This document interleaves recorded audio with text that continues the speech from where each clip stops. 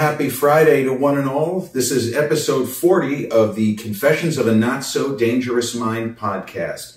I want to thank all of you joining me for the YouTube version of the podcast. If you've not done so already, please don't forget to click like, smash that subscriber bell. If you're joining me in the audio version of the podcast on iTunes, Spotify, or the other platforms, and you enjoy the content as well, please don't forget to click like and subscribe. So maybe a little irony in that this is episode 40 and today is the day that I turned 50. I was born December 29, 1973, quite some time ago. Sometimes I feel pretty old and other times I don't. I walk around spry, just like a kid still in college. That part sometimes is up here. But this particular birthday, although I haven't done anything spectacular. I haven't climbed a mountain or run a marathon or taken part in some kind of a CrossFit competition or deadlifted 200 pounds for 200 reps or met a celebrity. I haven't done anything like that. But this birthday still feels meaningful. And I know as a younger person, I couldn't conceive. Not that I thought I was going to die, but let's say rewind the clock to 30 birthdays ago when I turned 20, so still not drinking age or anything like that. I couldn't imagine being 50, and I was scared. What's it going to feel like? How much more does your body? Are you still going to be walking okay? And all this other kind of stuff. But when I think of previous birthdays, and I don't remember my 10th. I think I was in Florida with my dad's parents, but I'm not sure because memories tend to conflate. And the birthday I'm remembering in Florida, it was probably my 9th birthday because you know what? I don't think Jessica was around yet. So I have no memories of my 10th. I don't remember my 20th. I don't remember my 30th. It couldn't have been that exciting if I don't remember it, right? My 40th was a big deal. Big party at a restaurant, and it was a great night. And that I have a lot of core memories from. And other birthdays in the decade of my 40s, I remember my 45th very well. I was going through, cliche, I was going through a rough time. There was a lot of upheaval in my personal life. And even from a professional standpoint, I was working and had been working diligently on the same project, going back and forth with the West Coast, turning out draft after draft after draft. And I knew it was coming to an end, that this project that I had spent so much time on, so much mental, creative, psychological energy on, was not going to end up bearing fruit. I was just going to have wasted all of these hours. And even then, I was starting to come to terms with that as well. But my 45th birthday, friends actually planned something of a surprise where it was a big UFC event that night. I don't know if Conor McGregor fought, but it was a big card. And a few friends, Joel and Diane, invited me over, and there were some other friends there. And unbeknownst to me, they bought a birthday cake and called me sentimental. But it meant a lot that they cared, that there were people who were excited to celebrate my birthday with me when I was just happy to go out for, I think it was a Saturday. I was just happy to go out for a Saturday night. That was terrific. My 46th birthday was good. The last pre-COVID birthday, right before the insanity and everything that we all know happened started to happen. And as I kind of joked about on social media today, that was the last birthday, the last one that I spent at Bev's gym. And people who are into fitness, we all kind of joke around birthday cardio, birthday deadlifts, birthday squats, birthday 2,000-pound leg presses, whatever the case might be. But 2020 was a difficult year for so many people. I know many who lost loved ones or who themselves got sick. And then there were some people who just kind of skated through, and it's fine. I considered myself very fortunate that both of my parents came through in good shape, and my sister, 2021 was a difficult year. And my 48th birthday was fraught because my father, who had been so together for his entire life, I mean, this was a kid, both of his parents, and sometimes we know that when parents talk about their kids, they're full of shit. They're acting like this kid was an angel. He's a fucking monster. That's how I always felt about myself, because if you listen to my parents talk about me when I was a little boy, he was an angel. He was the best behaved. Very difficult for me to believe that. I don't for a second believe that. My grandparents, may they rest in peace, and my dear old dad, may he rest in peace. Grandpa Nat and Grandma Irene always talked about what a little angel their son was. He was the easiest child. They said, never was there a child who needed less discipline than your dad. He just did everything he was asked, never complained. There was something in his wiring. Like there was something in my wiring. I don't think I'm going to do it. But 2021 was a year my father, who had been in very good health, comfortably retired, enjoying his life. He was in a car accident and he never recovered. And he passed in the summer of 2022. So my birthday was tempered that year with the understanding that the man he was is gone. And I have to accept it. It's not coming back. Let's just hope that he doesn't suffer the way his mom, my grandmother, that wonderful woman, her last 7 years were basically bad. Just not really able to do anything, on a ton of medication, just all bad. My birthday last year was good. I was surrounded by people who cared about me. Again, great time, Cheesecake Factory, ordering the infamous Cinnabon cheesecake, having a lot of laughs, playing movie games with my sister. It was just a really wonderful day. But in the back of my mind, I was nervous and uncertain on birthday 49 because I knew I was selling my father's house. And I was preparing to, didn't have a date, but I was preparing to get everything organized to sell that house and move in here. And so for all of the upbeat moments that took place towards the end of 2022, because I was in and managed to extricate myself from an exceedingly toxic situation. I ended last year, again, having a December 29th birthday. It's easy to say it's Christmas time, it's New Year's Eve. It's kind of right in that ballpark. But I ended 2022 more up than down. I was feeling good going into this year, but honestly, I didn't have any particular plan or strategy or understanding exactly what I should be doing. And unlike my father, I did not ask enough questions. And as 2023 unfolded, the first quarter of 2023 went reasonably okay, not as well as I would have hoped, but things started to go wrong this year, where there was a very real possibility that I was not going to time everything even reasonably near to where I had to. And I was going to end up fucking it all up. I was going to end up essentially tarnishing my dad's legacy by screwing up a situation that he left to my care, to my ability to take care of stuff, which, I mean, this is really not a great thing to admit, but when his health went downhill, he started to see me as a lot more competent than I guess he always had. The way that he would have described me as a younger person, and even until well into my 40s, is, well, Jeremy's really smart, but there's certain things I don't know that he can do. You really don't feel like hearing that or getting that, even if somebody doesn't say it, but the sense of, Jesus, doesn't think I could do this? What the fuck? That's not good. But then I showed that I could take care of a lot of different things that I just hadn't had to do before. Sometimes the trial by fire is good for personal growth, even if it's fucking hellscape going through it in real time.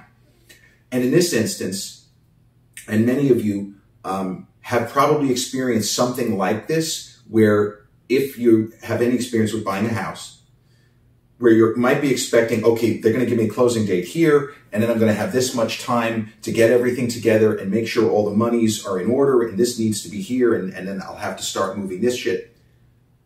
Everything got fucked up. I didn't ask enough questions. In the April, early May range of this year, and all of a sudden, I got caught short, and there was a very real possibility of a nightmare scenario where I would successfully navigate the sale of my father's house, but would not be able to close on this one. And it's very complicated and convoluted stuff, which I'm not going to, I could talk about this for hours. I don't want to bore you, but I didn't prepare as my father, who never left a question unasked, even if it meant doing something he didn't like, which was making the person he was asking the question uncomfortable. He didn't like doing it, but if he needed an answer, he wasn't going to hold his tongue. And his father, forget it, Grandpa Nat gave zero fucks. He was always going to ask it, because unlike my dad and unlike me, Grandpa Nat did not care if he ruffled feathers. If he needed information, he was going to ask. He was going to get it out of you. No, I don't think you should. Yeah, bullshit. So I didn't ask questions that I should have. And as spring of this year turned to summer, and the first echoes of an idea that, you know, it's summer, and then it'll be fall, and then guess who's turning 50? Holy shit, I'm really turning 50. Where am I going to be on my 50th birthday? Am I going to be like living in Florida with my mom because I successfully sold one house, but I punted the other and forfeited enormous equity because I didn't ask the right questions, didn't prepare properly? Luckily, when you get to the age that I am, when you've met so many different people in so many different walks of life, remember Who Wants to Be a Millionaire? Phone a Friend? I had a lot of friends, and even just friendly acquaintances, but people who came through when I was in dire trouble and starting to despair. And this is a real thing that young people struggle with, not living up to expectations. This is not something that when something happens to you, it feels immediate and it feels like it's you and you alone. But I'm telling you, when you go through these kinds, a crisis of confidence, a crisis of conscience, and a belief that the people here before you would not have fucked this up, they would have figured this out. You couldn't. All of those thoughts began to eat at me as the summer unfolded, and there looked to be the very real possibility of me executing an absolute punt, more of a shank punt, and losing this place entirely, while successfully selling. So it's like, well, where's he going to live? I don't know. I guess he's going to have to move into Florida with his mom. Like, what? This is the kinds of conversations that people were presumably having. Say he's going to end up in Fort Lauderdale. Man, he's stuck. It didn't end up playing out that way, thank goodness. But the feelings, what I felt, is not unusual. This is what I'm trying to impart here. That when you're really young, when you're college age, and perhaps you see how a parent, an uncle, an aunt has navigated, and you start thinking, wait a minute, I'm the same age that so-and-so was when they started a business and started earning money. What the fuck am I doing? I'm sitting here arguing with strangers on the internet. What am I doing? It's all normal. It's 2023. Give yourself a break for this, okay? But the feelings that I had were real. The feelings of not measuring up to the two greats who came before me. Grandpa Nat, Nathan Cohen, guy who was born to fucking nothing. Nothing. His mom died when he was 4. She died in the flu pandemic, 1918. Mom died when he was 4. Never knew his father. His father was either drunk or mentally ill or both. Nobody really knows for 100% certain. But Grandpa Nat was old school tough, and he figured it out. He figured it out. He did whatever he had to do. He happened to have 10 fingers that worked better than almost anyone else. He was really good with his hands. And he ended up making airplane parts for, it wasn't Grumman, but it was a company that was affiliated with Grumman, and used to work in Bethpage, not far from where I grew up in Massapequa. He was super competent, never got caught short, always asked the right questions. And even when he didn't, he was so damn smart, he figured it out on his own. My dad, very much the same, quieter personality, not as big of a personality, but my dad rarely didn't know how to do something. And so as this shit was going down in the summer, and I had kept despair, elation, it's going to work out, and then a few hours later, no, bro, you're still fucked. I couldn't help but compare myself to them. And the sense that I was going to fail in a situation that was set up for me to not fail, I would have let them down. And honestly, we can all have feelings of letting down our parents or our grandparents. That's normal. You have to try not to let that eat you up, as I allowed it to eat away at me, where there was still more things I could have done to continue moving to the finish line. And as I said, I knew enough people. I called in a few favors, and then I had to, it's almost ridiculous. I had to convince a financial institution to do something that they're probably not supposed to do. I was able to get it done. I was able to get it done because when it came down to it, when it came time to stand and say, I'm not going down this way. I am not going to lose. Not this time. There's too much at stake. And too many people ahead of me busted their ass to even put me, a guy like me, in this kind of position. I'm not going to fail. I'm not going to fail. And if you want to get metaphysical, the way that things played out, where each time it appeared that I was sunk, it was like a gust of wind, pushed me back onto the proper path. Call this person. No, you can email this guy. That's not a dead issue yet. Email him. And my sense was, as much as my grandfather thought I was brilliant. Absolutely. Like Grandpa Nat, if anything, he thought I was smarter than my dad did. Grandpa Nat said, Junior. He always called me Junior. Yeah, Junior's really smart. Don't know if he's going to make much of himself, but man, he's smart. He knows so much stuff for such a young fella. Even as my dad came to appreciate there were certain things that I was really good at that he didn't know, he said, Jared, you're really organized. I'm what? I'm what? I said, I don't know. I never saw you as being so organized. Okay. I guess better late than never. So in the last year of his life, he just kept being impressed by me. And I guess that's okay, right? But there was a sense in my mind that I had let him down a lot. And being able to complete this deal at the end of August with my head held high, that I had not blown it, that I had not made catastrophic mistakes. I made mistakes, but they weren't catastrophic because things worked out. I was able to forgive myself and believe, as I sit here right now, months later, birthday 50, I know that they're proud of me. Because younger me, with all of the tools at his disposal, shrugged his shoulders at the first sign of trouble and often just gave up and said, well, I can't do this. This can't be done. In the immortal words of Christian Bale in Empire of the Sun, I surrender.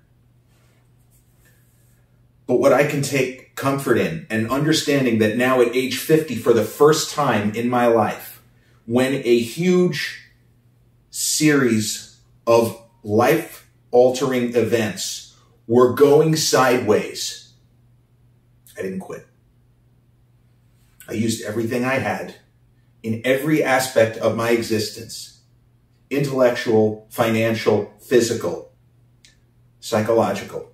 I used everything I had to get this done.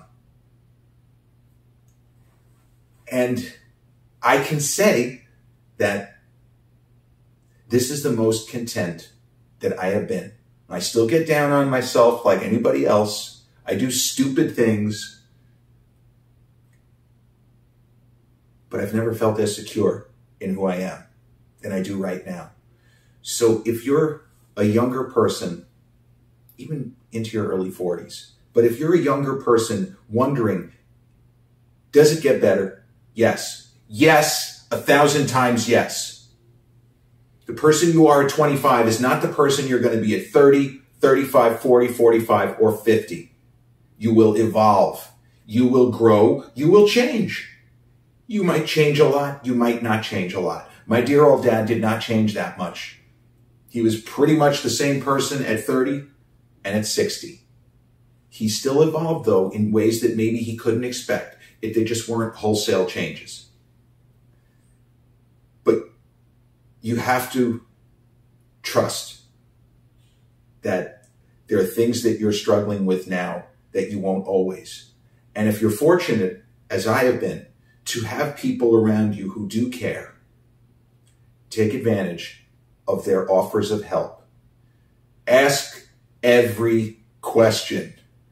I mean, there's literal and figurative and symbolic, like in movies. Literally, I had a bunch of questions that if I had asked, I would not have gotten myself into that pickle.